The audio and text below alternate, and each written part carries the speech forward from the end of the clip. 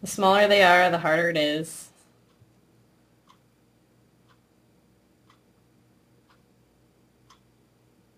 If you don't have a steady hand, that's even extra more challenging. Oh, got it. And the eyebrows.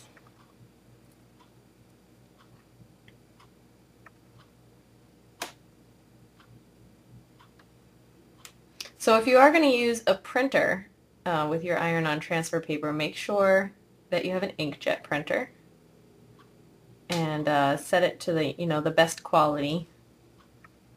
And you can check whatever image editing program you're working in to make sure it matches the size of the paper that you're printing it out on.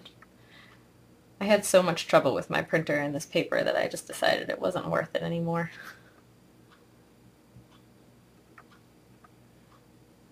And for your fabric, I'm using felt, but if you are going to use any other kind of fabric, it should be pre-washed. I mean, any fabric that you're going to be working on should be pre-washed, like if you're going to use t-shirts or something like that.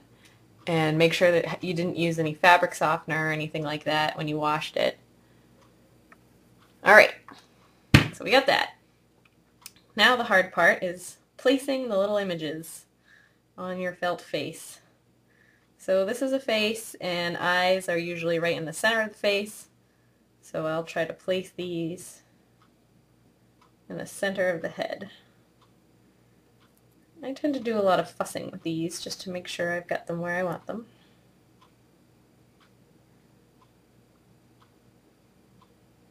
Okay. You can make a lot of different faces with just one little smile. You know, you can flip it upside down, you can turn it sideways, you can make any kind of expression you want. We'll give her a little smirky smile though. Oops, see? They're little, they stick to you.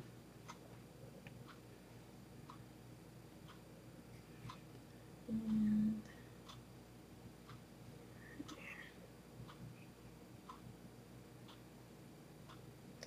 well, this is probably like the hardest part is getting them to stay where you want them to stay. And they never want to cooperate. Sometimes I'll kink them with my fingernail just to get them to bend the way I want them to go.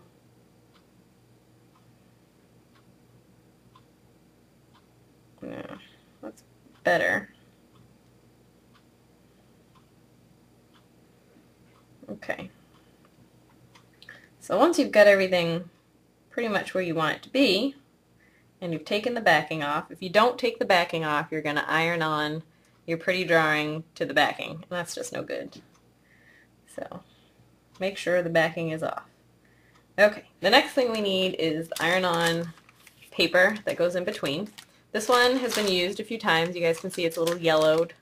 It's got a couple of transfer residues and things stuck onto it. When you get them brand new, they look like this. They're nice and clear and clean. They only come with like 2 in a pack. You can reuse them, but they do get kind of beat up, so it definitely helps to take good care of the ones that you get.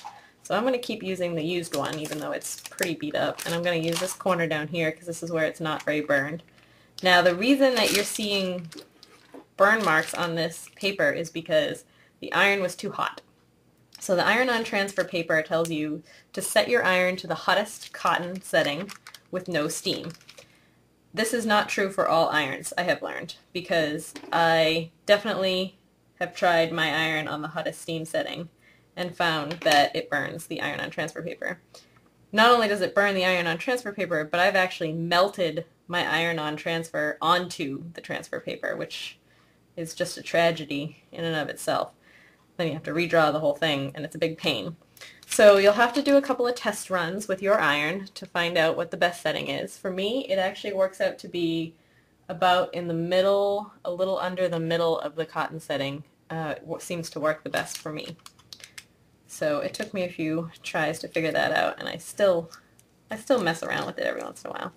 So you place your paper down and take a look through to make sure that nothing is shifted funny or has moved any way that you don't want it to move. And I've already heated up my iron, so now it's hot and ready to go. And you want to have a hard surface that's non-porous. So you can use a desk. I often use the countertop in my kitchen. I don't recommend that you use like your parents' hardwood floors or anything like that. Try to use something that's, you know, more disposable. Probably the kitchen counter is a bad idea unless it happens to be your house. And you don't want to use an ironing board. You don't want to use anything that's soft and porous, and you don't want to use glass. I don't know why you don't want to use glass, but that's what it says on the instructions, so that's what I also recommend. So make sure that the steam is off, and make sure that it's actually good if you just take all the water out of the iron, but it's okay if it's in there. It's not that big a deal. So what we're going to do is press the iron down on the iron-on transfer, and we're going to count to 60. 1 Mississippi, 2 Mississippi, 3, 4, 5, 6, 7, 8. You want to keep the iron moving. And be careful not to burn your finger. I like to peek just to make sure it's going okay.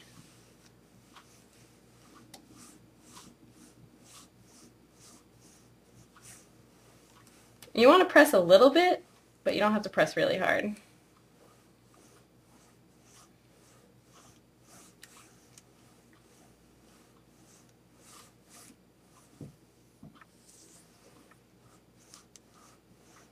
I'm at 50, 51, 52, 53, 54, 55, 56, 57, 58, 59, 60. And then I like to take the tip of the iron and just run over real quick all the little bits just to make sure they're all down. Then you want to let it cool. And the cooling doesn't really take that long. Just give it a couple of seconds to cool off, and then you can just peel it back. Now sometimes you'll find it sticks. Like right here, you can see the face is kind of sticking to the transfer paper. If that happens, just go to the other side and peel from that side. So what we have here is a little bit of the eyelashes that didn't stick all the way. And we also have the mouth here, which didn't stick all the way. This eye looks pretty good. It's on pretty good. The end of this eyebrow didn't stick all the way. So stuff like that might happen because if your iron is too cool, it's not heating up the transfer paper enough, so I'm just going to give it a few more clicks to make it a little hotter. Like I said, I'm still sort of fiddling with the temperature here. But the rest of the transfer is on really well. So what I'm going to do is just put the paper back on and just do a few little touch-ups in those areas where I know it had some trouble.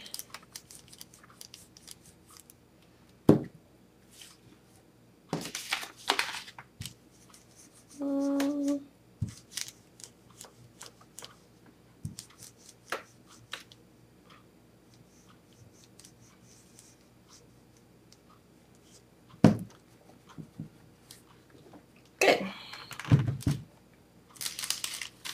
If you touch it too soon, it is really hot, so like I just did there, be sure to let it cool because the paper does get really hot.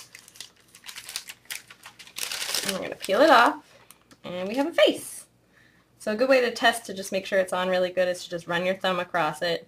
Make sure you don't feel anything lifting, nothing's poking up, and then you're all set. Sometimes I like to go back and sort of touch up the blacks because when you iron, sometimes they get a little fuzzy, a little melty, they get a little faded sometimes. So if you want that really sharp, crisp look, you can go back in and touch them up. And actually at this point, since it's already been ironed on, if you wanted to use some of your other tools like a Sharpie, or if you wanted to use like a white gel pen to give it a little more oomph, you can go back and do that now because the paper has transferred, so it's lost its whatever quality it is that seems to kill markers. It's no longer got that. And sometimes you can take a white gel pen or a little bit of white paint to add a little bit of sparkle in the eyes. And that's pretty much it. So if you guys have any questions, feel free to get in touch with me. You can email me or you can contact me on DeviantArt. I am Sakky Attack with a dash in the middle. And I hope this was very helpful for you guys, and good luck with your plush making. Thanks!